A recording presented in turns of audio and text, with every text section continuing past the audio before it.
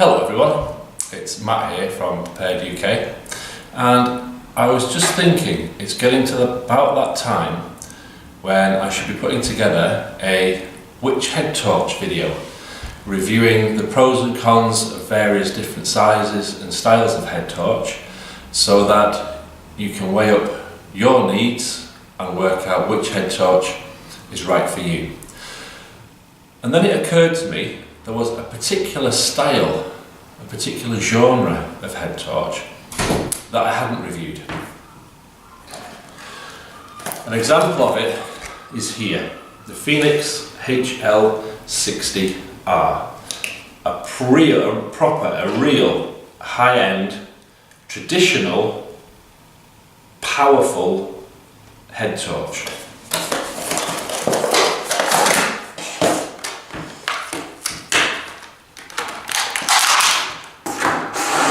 It's traditional in that the whole unit is at the front and all that there is behind are the straps to keep it on your head.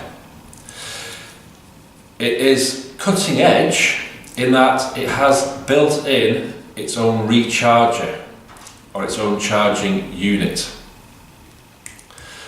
its own charging circuit, so that all you have to do is remove the waterproof, dustproof cover to the micro USB port, and then you are able to charge your head torch from any USB outlet. A bullet in your car, a dedicated in-car USB charger, a wall charger, or perhaps more poignantly, a battery bank, which means that when you're out in the field you can recharge your head torch without the need of carrying a separate charging unit.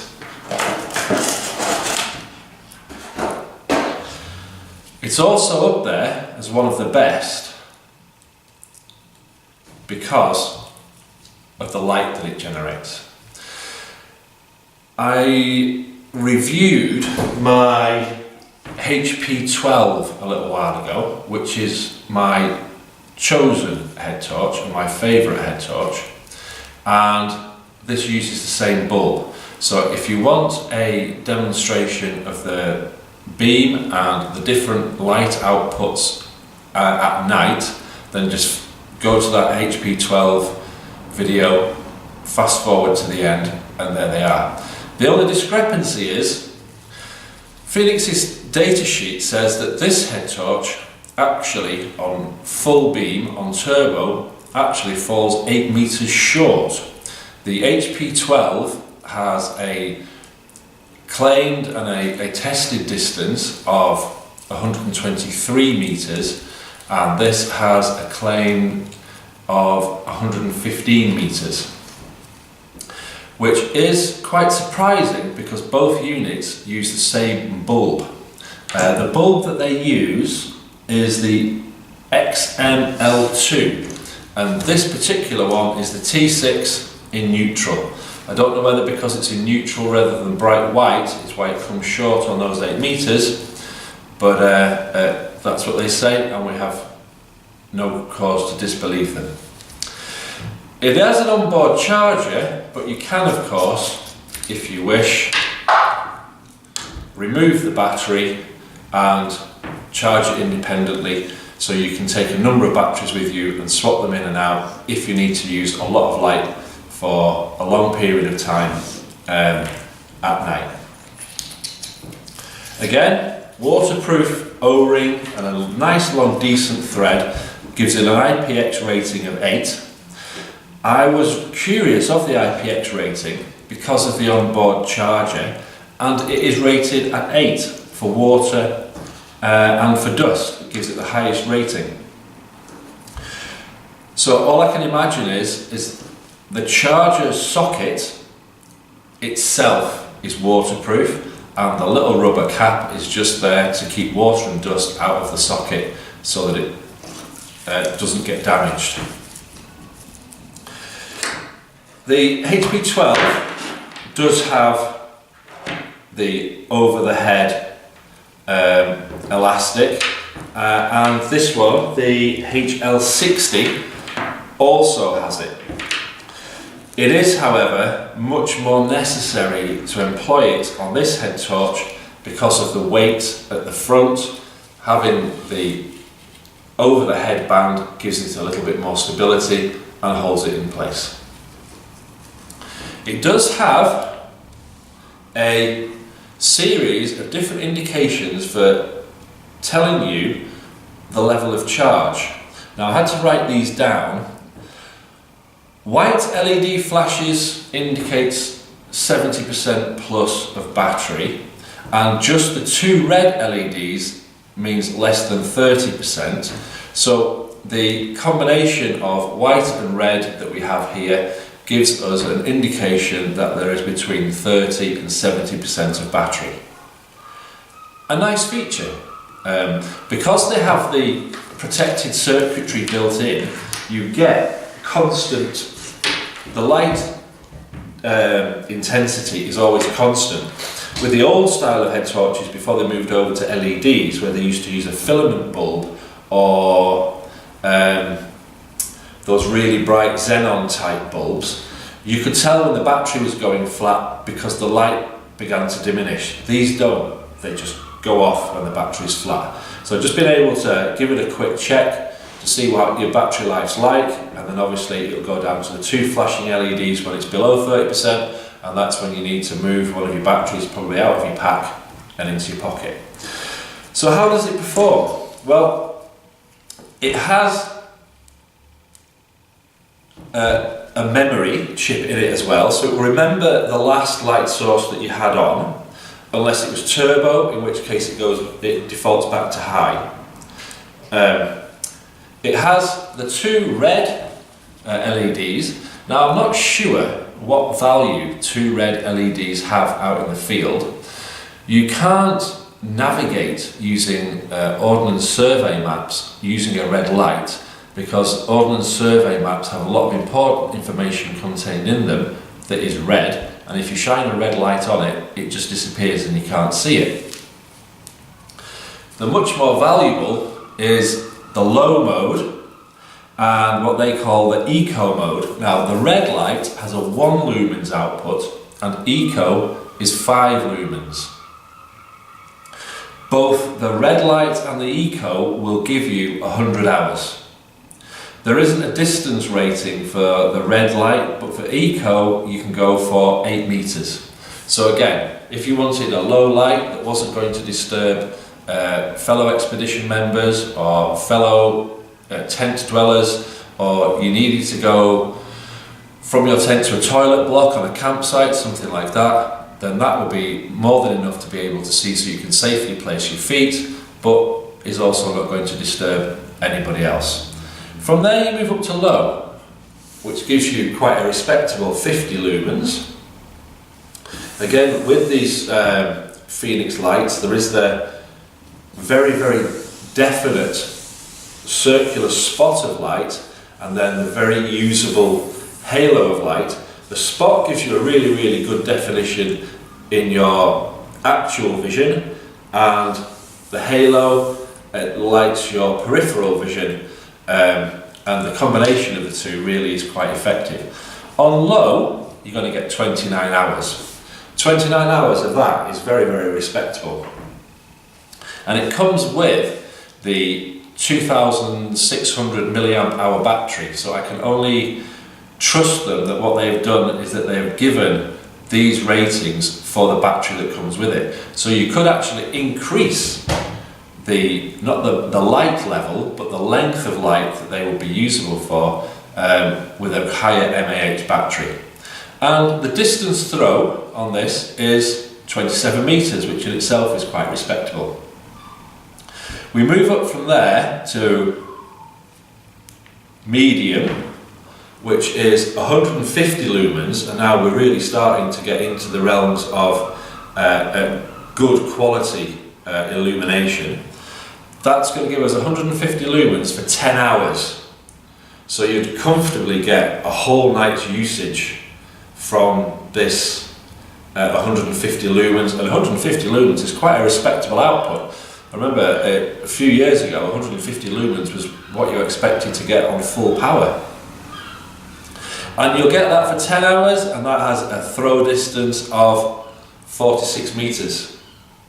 So that's going to give you from the halfway line to the goal mouth on a football pitch of illumination, and that's really, really good quality. On high, that takes us up to 400 lumens, which will burn for 3 hours, which is probably about what I would normally do in terms of a night navigation or a night exercise. And to have this 400 lumens, 76 meters throw distance, that's pretty incredible. And it finishes off with 950 lumens of turbo, which it will give you for 48 minutes, and that has a throw distance of, well, there's a bit of a contradiction here because it says on the data sheet 116 meters, but when you go to the Fenix website and you look at the tech specs there, it says 115. Either way, it's still really good.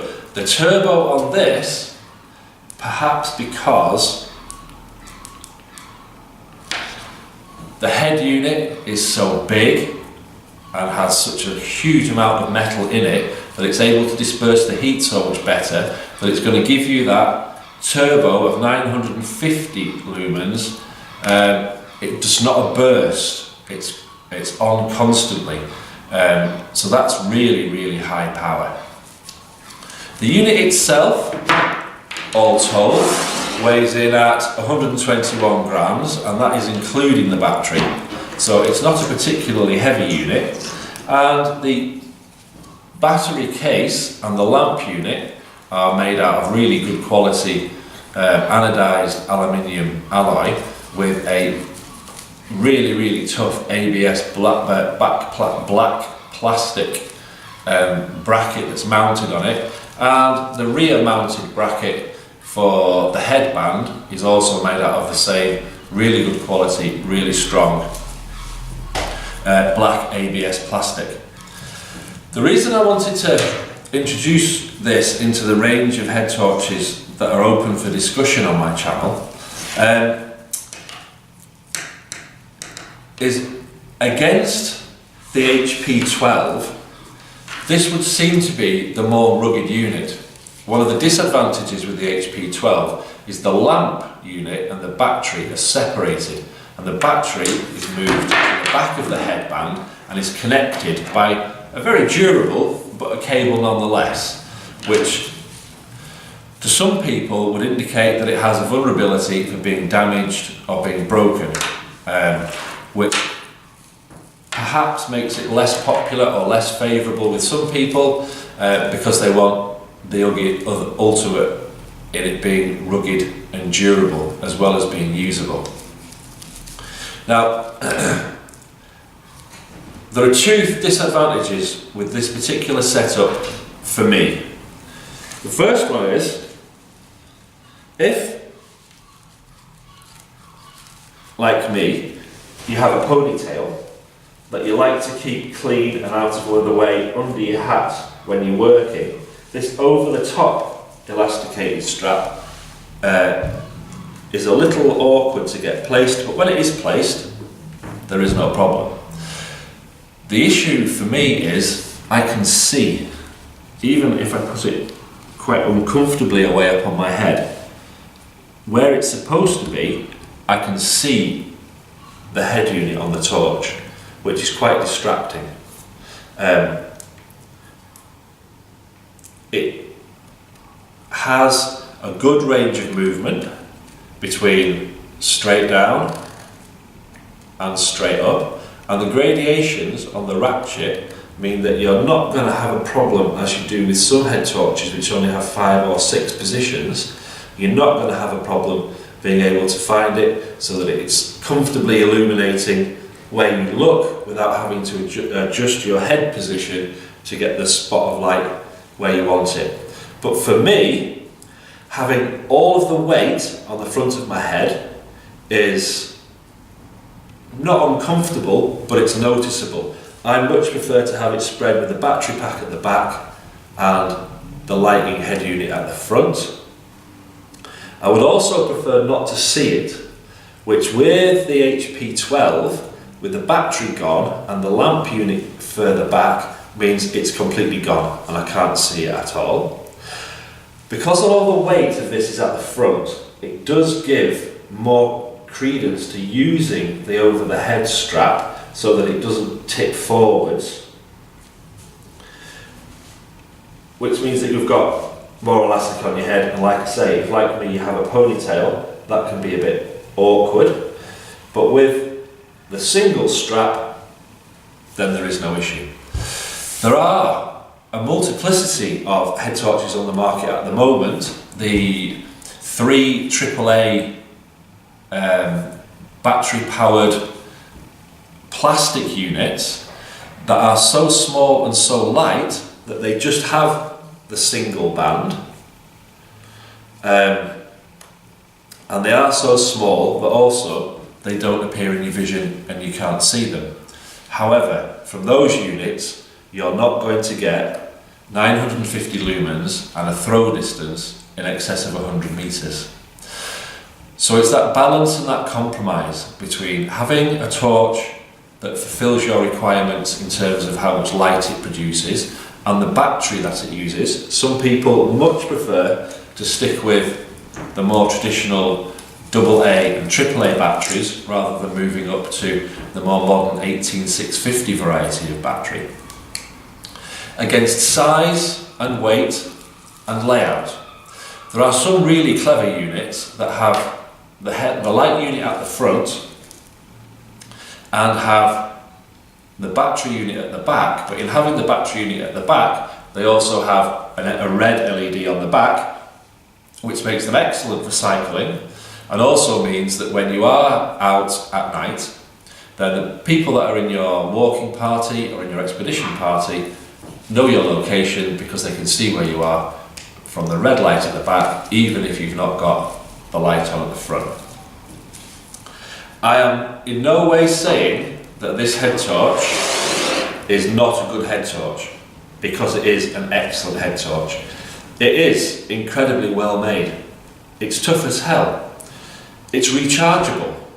It uses a really bright Cree LED, and it does so over 5 light settings. So you're always going to have the lights, always going to be able to find a light setting that's good for you. And it has 2 little red LEDs as well as having all those trick functions for being onboard recharging and being able to use the battery level indicator. It's just really, really sweet. It does, however, for me, have just those couple of shortcomings that means I would prefer to use a different head torch.